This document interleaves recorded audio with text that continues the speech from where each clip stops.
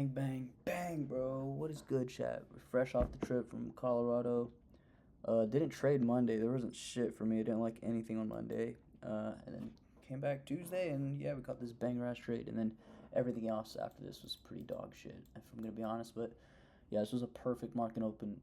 Judah swing, just a beautiful, beautiful play. I could have gotten a better entry up here if Price decided to fucking inverse this gap, but for some reason it just popped back into it and then gave me a later entry. But it's whatever.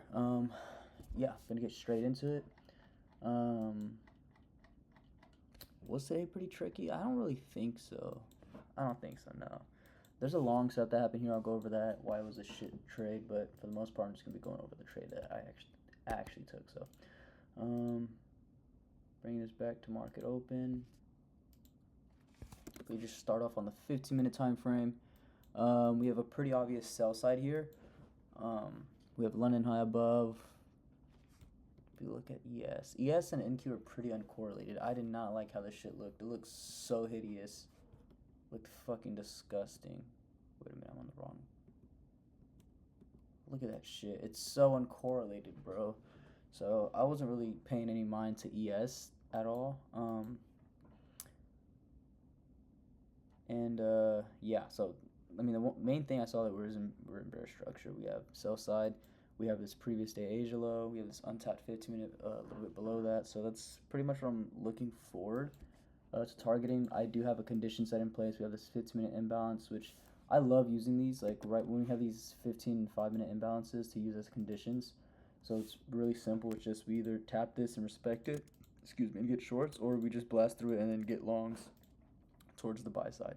All right, so that's pretty much all I was really doing. But let me see if I can go more in depth on the higher time frame. 4 hour looks like we're gonna blast through this 4 hour gap here. Unfilled 4 hour up there. Just had that marked out in case we did start, gunning up. But honestly, break structure here on the 4 hour. Yeah, it looks pretty bearish towards the sell side here. The hourly, let's see what the hourly has. Yeah, we're in this huge hourly imbalance. We got this move lower. So honestly, yeah, just everything's kind of screaming shorts now. But I'm definitely open to seeing longs take place. And if we do end up flipping structure on the 5-minute, I can look to take a continuation up into these levels up here. But yep, just simple using this 5 and 15-minute condition. So that's literally all I did. Off open, we had, holy shit, yeah, we had this wick here. What the fuck? This is like 150, maybe 200 points. That's like 215 points of pure fucking sheer volume on this scan. That's insane. Holy fuck. I didn't even think it was that crazy. Okay, yeah, this was weird. We ended up generating some low resistance right here. Hit the 5-minute, the 15-minute, of course. We swept out this lower time frame, drawn liquidity. And then if we go down to the 30-second, I figured we'd make a 1-minute imbalance, but we ended up coming down lower, and we'd never open that 1 minute, so that's when I scaled down to the 30-second. I saw this. We never got the IFEG. I would not have really liked this inversion. I mean, it would have been good. I probably still would have taken it, but I feel like the play that we got was much better because we ended up coming back up into this wick here that we put in, and we formed an order block here. So this is the setup that I was looking to take. Right, I was looking to take something like this, right up here, tighter stop, lower TP, like a 1 to 5, or not 1 to 5, 1.5 R, somewhere around there. That would have been really, really nice. Unfortunately, price was on some bullshit, and last second we came back up into this imbalance, didn't enter yet, and then once we came back lower, ended up entering or got filled around here. Stop was honestly just anywhere for a 1 to 1. I was really looking forward to this low here. This was the main deal I was looking for. This previous day sell, not sell, well, it is sell side, but previous day Asia low, and then that 15-minute was an extra, something I could juice the trade out on, right? We just extend TP just a little bit lower. Not much of a difference, but yeah. Around a 1 to 1, 1.1 R. Couldn't get as much of my risk because my original risk was different. The stop loss was different, so I should have entered a little bit. I think I lowered my stop. I don't know, but my Didn't enter as much as I wanted to, but still made around a 1-to-1 of what I was trying to risk. So that's good. I mean, what I really liked about this was, like I said, how we put in this order block here. So we have a protected stop loss, not only above the IFEG, but also just that order block, breaker block. Fuck, I keep getting mixed up with the two. Well, I guess this is a breaker, but then we still have this entire order block. But I like the stop above the breaker. We also have a CISD up here. All right, as technically a breaker structure as well, so that's really, really good. I really like that. And then the IFEG, of course. Just everything about this is pure perfection, bro. It does not get any better. And then we ended up delivering instantly. Went break even once we took the sell side right here out. This daily sell side. Let's see what ES was doing. Holy shit, ES started dumping. Yeah, we had some good low resistance right here on ES to take out. Wasn't really paying attention too much to ES just because they were so uncorrelated. I didn't want to get, I didn't want my bias to start getting all fucked up because of ES. So I was kind of just really paying attention to NQ. And yeah, it was done within a minute. TP smacked. And then we started coming back up. Now here, okay, I was looking for a long here. I would have liked a long here. Because we, we're bouncing out of that 15-minute that we tapped into. We swept some higher time frame DOLs, and let's see if there's any high. I think we popped back up into this 4-hour, yeah, up here. So I figured we could, reverse. This looks pretty nice. Yeah, we filled that. Whoa, no hourly gaps, but we have that order block right there. The 1 minute didn't really have anything, but what I really did like was that we had a resweep, so we had some good structure.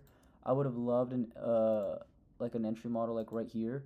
I just did not like the close here, how we barely inversed this by like maybe 2 ticks, and then we put in this gigantic fucking wick, right? I did not like that, so I didn't take that, and then by the time we got a solid close, which is up here, we already, are past that break-even point, and at this point in time, there's no break-even point, and then you're targeting, yes, it's a 930 wick up here, but, dude, it's a protected high. Like, this is the high. This high swept this high inside of these fair value gaps, which sponsored this move lower. So it's pretty obvious that's a protected high. I mean, yes, there's low resistance up here that's formed. We have London high, but it's just, I would need to see more structure or maybe a continuation model because there's no fucking break-even point. At least right here, I can guarantee, not necessarily 100% guarantee, but there's a really high chance that we're going to at least hit this high up here. So if we are wrong about the trade, it'll be a break-even at worst. But here, there's literally no break-even point. Now, we do end up inversing this 1 minute later on. Right here.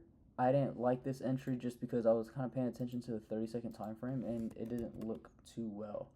What I was expecting to happen, because we did end up pulling back into EQ of this little miniature range that we put in, right? We hit EQ of that range quite perfectly, and then we respect this 30-second.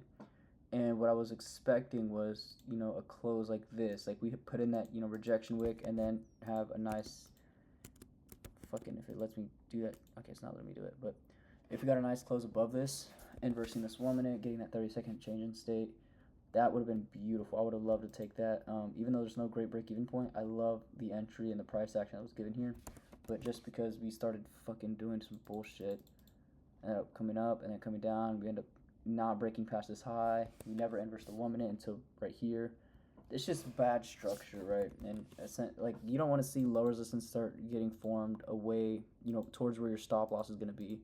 Like right here, it's just jagged. It's just sweeping the high every single time. There's no low resistance that's built here. If this was reversed and we actually went like this, like, I'll just do exactly what happened. Came down, ran back up, we re-swept, and then came up, and then started, generating like this, then I would love to fucking take an entry like that because it's a guarantee to hit this up here. But since there's no low resistance, it's essentially we're getting high resistance built right here. I would not want to target that, so kind of stayed out of that. We ended up inversing a 5 minute. I noticed, but I didn't give a fuck. It's way too tiny, and I literally didn't notice that. That's how much I did not give a fuck because it didn't mean shit to me, bro. It was so tiny. And yeah, I was just looking at the lower time frame price, and I just didn't like structure here, so I stayed out. And if we play out the rest of the day, we end up running lower. And once we start breaking past this low, it's pretty obvious that we're not going to run up towards this low resistance. So, and honestly, it looks really bearish. I mean, we have this sell side down here. we start, you know, blasting past these gaps down here, inversing them, it's just pretty obvious we're bearish, right? And there's just no continuation model. We do end up getting a 5-minute continuation, but it's kind of low in premium. Here's that 5-minute that we tap into. Price action is pretty fucking sloppy, as you can tell. It's apps. Dude, this looks like dog shit. End up coming down, hitting that sell side right there. I'm just play this all the way up until 10 a.m. I didn't watch the full price action, of course. I was watching the Argentina game. By the way, that was a fucking crazy goal that meant, oh my gosh, bro. That was the best, probably best game in all of sports that I've ever watched, bro. Messi's the fucking GOAT.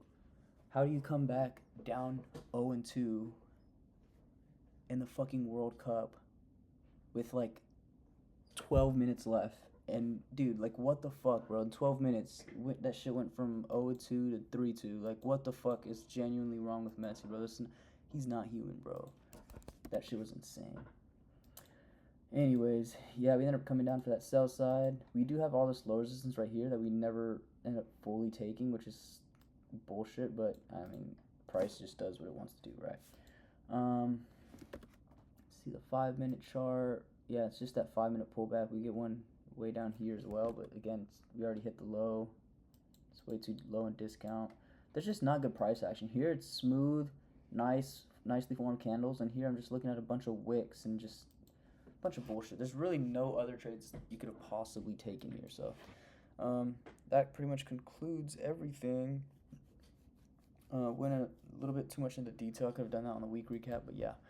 Back from the trip, missed a couple trades last week because I was at Colorado, and then now we're back and we're fucking ready to start cooking in these markets, bro. I don't know. This doesn't look too promising looking at this price action, but we'll see what happens tomorrow, what happens Thursday, what happens Friday. Hopefully we start this win streak up, and yeah. Anyways, it's going to be it, and I'm out. Peace.